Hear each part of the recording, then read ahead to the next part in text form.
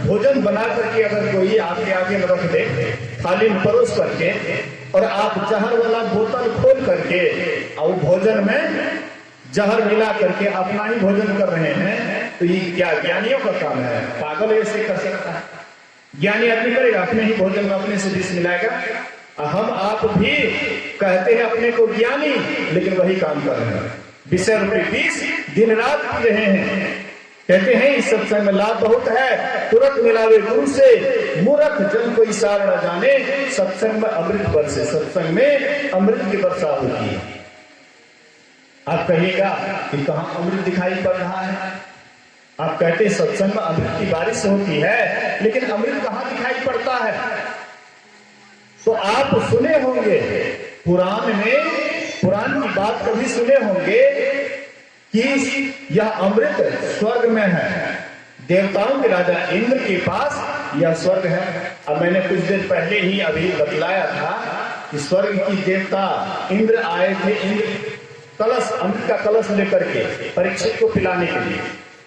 लेकिन सुखदेव मुनि कहते हैं यह अमृत तुम अपना अमृत अपने पास रखो, तुम अपना अमृत अपने पास रखो, लेकिन मैं संतों की कथा अमृत का पान कराऊंगा सुखदेव मुनि को।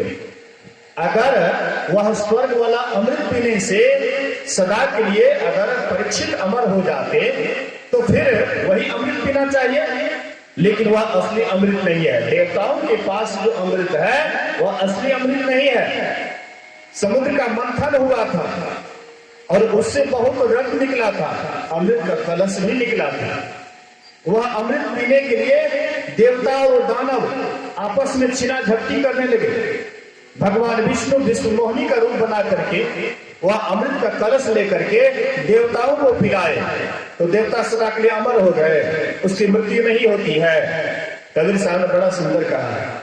कबीर साहब ऐसे महापुरुष, ऐसे संत, बिल्कुल मतलब जो भी बोले तो खड़ा खोटा भाषा में बोले, भले हम उसके वचन को नहीं समझ पाते हैं, लेकिन बिल्कुल खड़े खोटे भाषा में बोले। कबीर साहब कहते हैं साधो ई मुर्दने के गांव, कहते हैं साधु ये मुर्दे का गांव है, ये जो संसार देख रहे हैं ये मुर्दे का गांव है। मुर्दा जहां पर लोग मरते हैं, मर मर करके समाप्त होते, उसी का नाम मुर्दा है। एक आदमी रास्ते से जा रहे थे, एक महात्मा जी से भेंट हो जाती है। कहते महात्मा जी हमको बस्ती पर चलना है, बस्ती पर जाना है, थोड़ा सा रास्ता बता दीजिए। जंगली रास्ता था।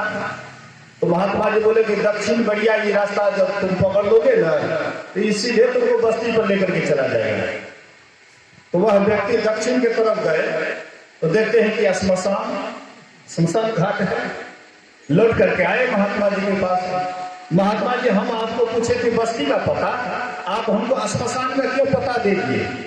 बोले कि बेटा बस्ती किसको कहता है?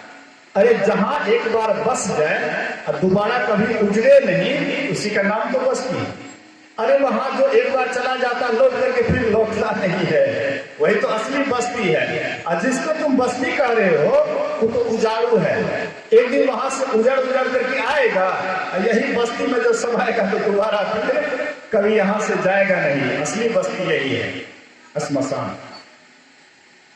तो कबीर साहब कहते हैं साधो ई मुर्दाने के गांव, पीर मरे पैगंबर मर गए।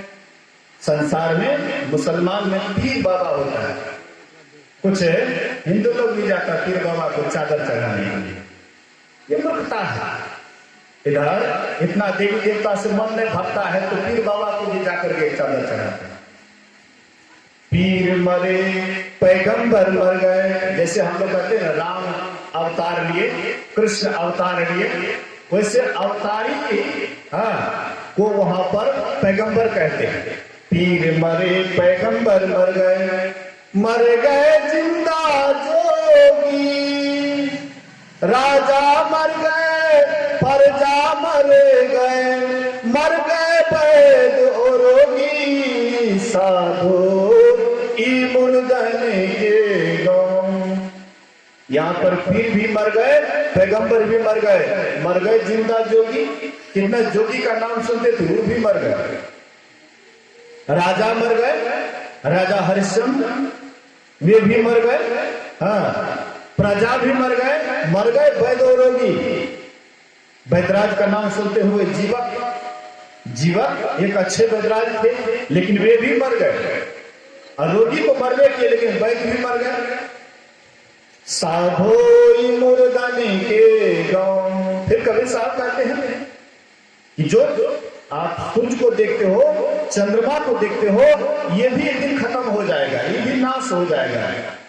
चांदो मरी है, सूरजो मरी है धरनी आकाशा, 14 भुवन चौधरी मरी है, 14 भुवन चौधरी मरी है, इन्हों के कासा साधो ई मुर्दने के गांव, साधो ई मुर्दने के गांव।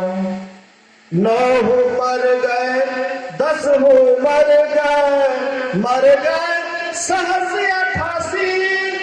हिंदू धर्म में 9 देवी को प्रधान देवी कहते हैं, 10 दशावतार को हाँ विशेषावतार कहते हैं। कबीर साहब कहते वह 9 देवियां भी मर गई। 10 अवतार जो कहते हो विशेषावतार, वो भी मर गए। 9 मर गए, 10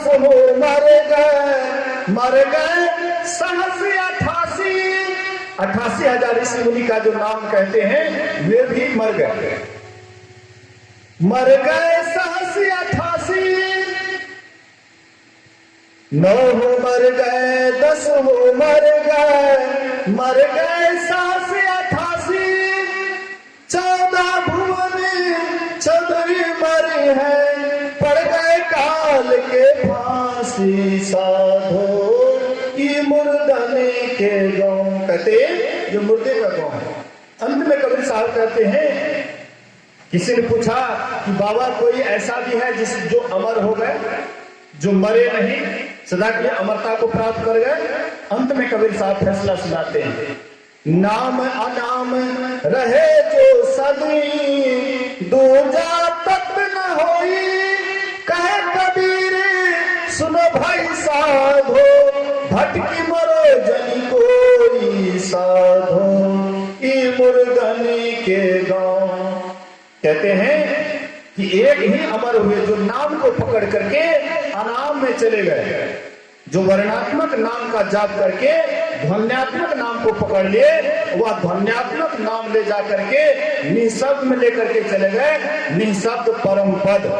वह परम पद को पा करके फिर उसकी मृत्यु नहीं होती है, वही सदा के लिए अमर हो जाता है। यही अमर होने की बात सत्संग में सुनाया जाता है। इसलिए हम आपको चाहिए विशेष संख्या में आकर के सत्संग से लाभ लेंगे।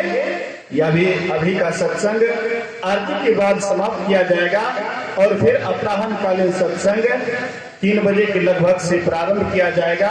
तो आप लोग विशेष संख्या में आकर के भाग लीजिएगा।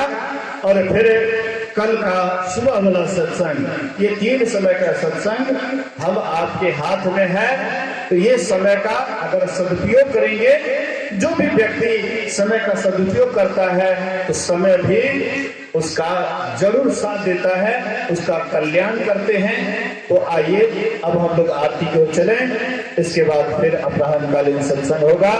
बोलिए श्री सद्गुरु महाराज की जय।